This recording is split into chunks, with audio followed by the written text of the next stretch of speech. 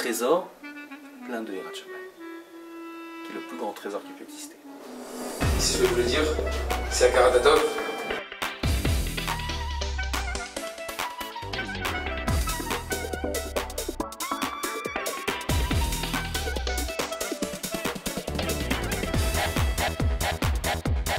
En fait, pour moi, tu vois, la yeshiva, c'est incontournable. Tu es obligé de passer par cette étape dans ta vie. On apprend des choses que nulle part ailleurs on pourrait en apprendre.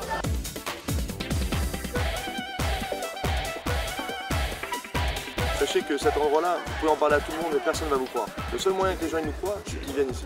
Pour moi, la yeshiva, c'est un des meilleurs endroits pour se construire. Et ça nous permet de pousser nos capacités au maximum pour pouvoir devenir un homme. On va pas apprendre, c'est pas que l'étude de la Gemara, c'est surtout apprendre à être un homme. C'est spécial, genre faut venir pour comprendre. C'est comme expliquer le goût du chocolat à quelqu'un, il pourra pas vraiment savoir jusqu'à quel goût.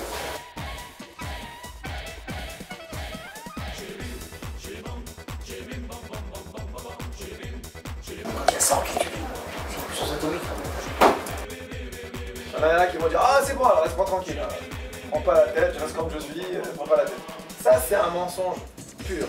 Il n'y a personne au monde qui ne désire pas grandir.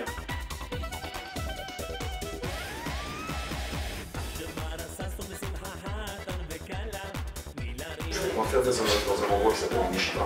Ouais. Je suis étonné cette chose.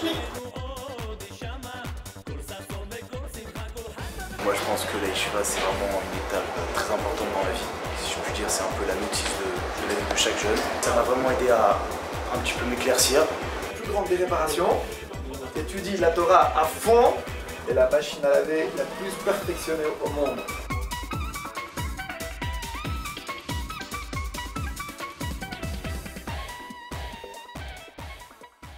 Et Bezrat Hashem, celui qui a le sroud, et on espère que tout le monde aura le sroud, de rester toute votre vie à étudier la Torah, parce qu'il y a quand quelqu'un, tant qu'il n'est pas rentré dans la Torah, il ne peut pas comprendre. Moi, je dis quelqu'un, il demande tellement la Torah, mais on est comme des fous dans la Torah, on rêve de la Torah, on est des malades de la Torah. Moi, tu dis qu'on voit l'heure passer, ah, il est 6h, je suis dégoûté, alors que ça va. C'est comme disait Ramedak, quelqu'un il veut se purifier, il va au mikvé, si son petit doigt il sort, il n'est pas pur. Pareil la Torah, quelqu'un veut être pur, il veut rentrer dans la Torah, il faut qu'il plonge entièrement dans la Torah, il aura toutes les brachot. C'est que comme ça. S'il a un pied dedans, un pied dehors, il ne pourra pas être au fait de la Torah. Qu'est-ce qu'il fait? Il a la petite période pour laquelle il se coupe un peu du monde.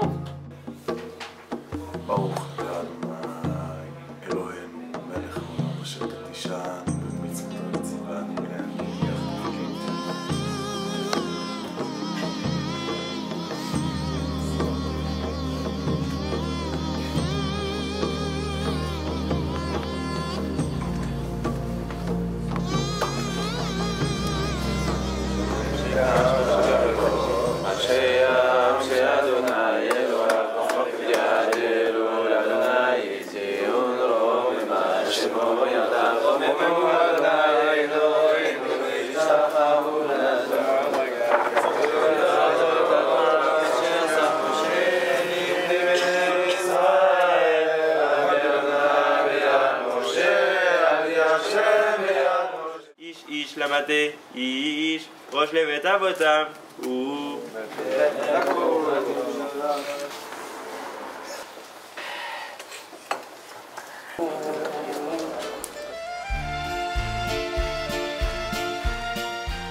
Un peu hier, c'est que dans tout ce qu'Akadosh Baruch Hu, beaucoup de choses dans ce qu'Akadosh Baruch Hu écrit dans la Torah, c'est pour nous donner des armes contre ce Yetzer Hara. Bidou! Et c'est ce qu'il avait expliqué dans la classe. On ne pose pas de questions de Metsiout. Une Metsiout, ah mais comment ça existe? Tout existe, c'est pas un problème. Sur Terre, tout peut exister. Pourquoi? Parce qu'ils ne méritent pas ce qu'ils ont. Mais ils n'ont pas de limoud. Il n'y a que les sadikim qui ne se cachent pas. Ils ont regardé la shrina de... Ça laisse le plus haut niveau quand même. Parce que les sadikim, en réalité, ils ont travaillé avec la Bechira. Et ce qu'ils ont gagné là-haut, ils l'ont mérité. C'est toujours pareil. Regarde un pauvre, dans l'alphabet, Gimel, Dalet. Tu vois Gimel et Dalet. Moi, dans Shabbat, il demande pourquoi Dalet il tourne le dos au Gimel. Pourquoi il ne se met pas face à lui? Exactement. Il dit pourquoi? Parce que Gimel veut dire Gmilut Chassadim. Il fait la Zdaka. À qui il fait la Zdaka le Gmilut Chassadim? Au Dalim, au pauvre. Le pauvre ne peut pas regarder en face. Il lui tourne le dos. Il a honte.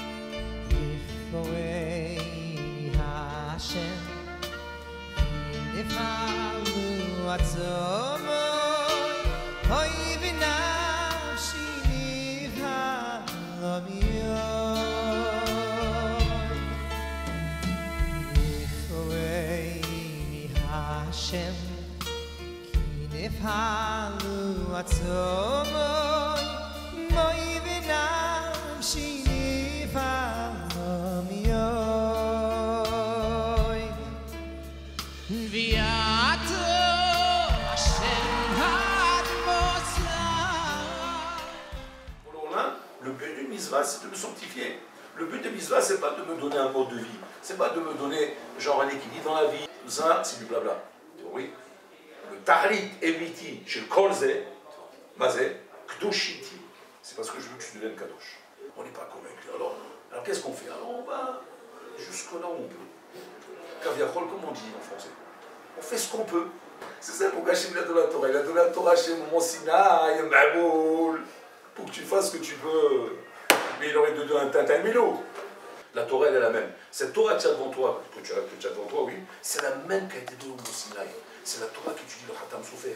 C'est le même dossier que tu étudies là, c'est ce que le Khatam Sofer étudie. Et le Khatam Sofer, c'était Kodesh Kodashim. Kodesh Kodashim, Khatam Sofer. Non.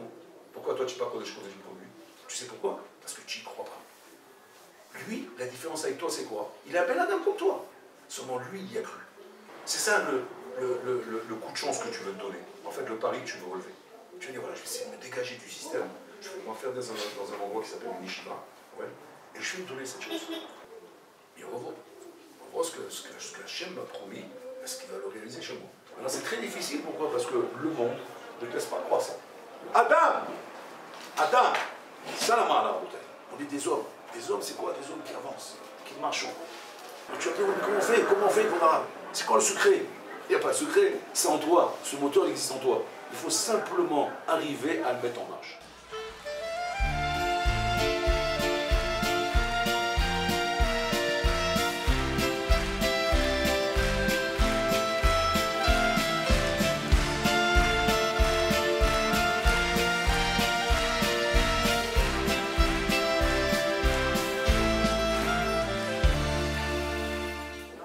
Qu'est-ce qu'il a fait? Pourquoi faire Amal?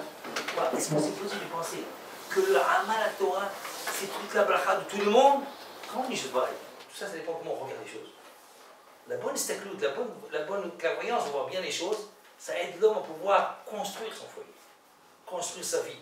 Tout est là, peut-être.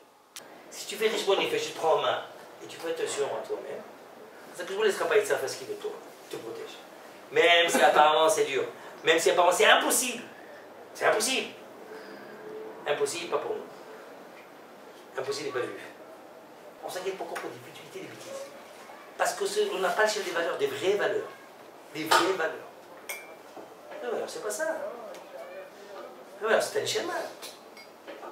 C'est un chemin. Pense à elle. Alors un homme, pourquoi il s'inquiète? Pourquoi il doit avoir peur en hauteur? Sur ses actions, vis-à-vis de son créateur. Qui se chine sur contre nous. Et si c'est pas la paix, à quoi ça sert qu'on vit? Qu'est-ce que ça sert? Que nous donne la Torah en bataille? D'art. Connaissance. La compréhension. C'est Achille dit encore. Ce n'est pas donné, ça ne ressemble pas à 5 qui tuent à toi, à 100 qui tuent à toi. Quand on est 10 à tuer à toi, c'est un niveau. Quand il y a 100 qui tuent, c'est une puissance atomique quand même. C'est ce qu'on appelle le centre de pierre. Voilà. Centre nucléaire de Douja, c'est dans les Yeshiva. Arvit, Rabo Yisraël.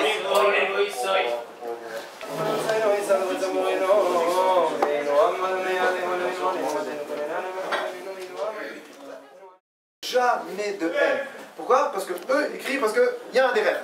Je t'aime, je t'adore, mais il y a un derrière. Je te respecte, je te fais du kaf zérout, je te fais tout ce que tu veux. Maintenant, je suis obligé de crier. Alors, on sait jamais d'après qui aller, puisque chacun il tape sur l'autre. Tu vas selon ce que tu es toi, selon ce que tes parents ils sont, selon ce que tu es, où tu as été éduqué, où tu as grandi. On t'a pas demandé de faire de choix. Là où tu as grandi, c'est là où Hachem veut que tu ailles. C'est tout, c'est pas compliqué. C'est très simple.